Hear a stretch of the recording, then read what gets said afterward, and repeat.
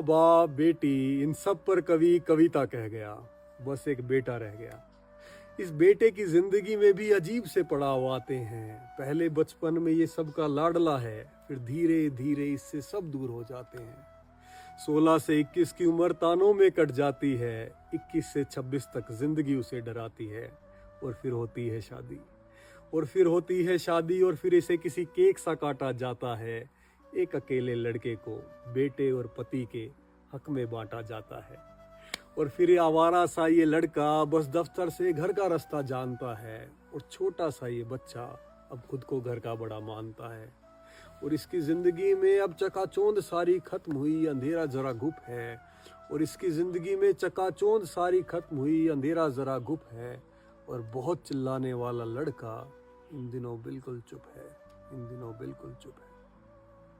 दीर्घायु भव।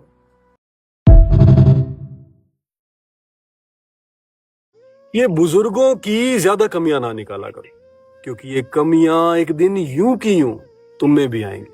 कान ऊंचा सुनेंगे तुम्हारे भी, आंखें धुंधला जाएंगी। ये बुजुर्गों की ज्यादा कमियां ना निकाला करो। भूलोगे चीजें यहाँ वहां, एक वाकया कई बार सुनाओगे। कोई नहीं पूछेगा तुमसे राय तुम्हारी, फिर भी अपनी राय बताओगे। और धुन लग जाएगी एक ही बात की, दिन में झपकेंगी जागी आंखें रात की। तोड़ोगे परहेज बार बार, बच्चे सा दिल हो जाएगा।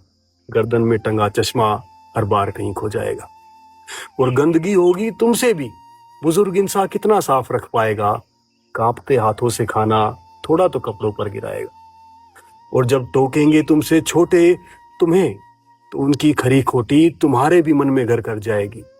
और फिर ये जो कमियां तुम उन्हें गिना रहे हो, ये कमियां तुम में भी तो आएंगी। इसलिए ये बुजुर्गों की ज्यादा कमियां ना निकाला,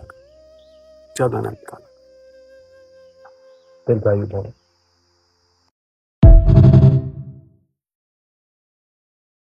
यौवन में जिस पुरुष को हर वक्त दर्पण निहारना और संवरना भाएगा, वह पुरुष स्वयं अपने मुख से अपना भविष्य खा जाएगा।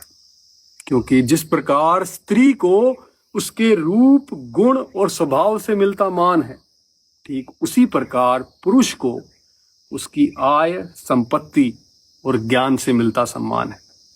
इन सब के बिना उसका रंग रूप, कद काठी किसी काम के नहीं, क्योंकि बिना पुरुषार्थ के उसका नहीं बनता बड़ा नाम कहीं।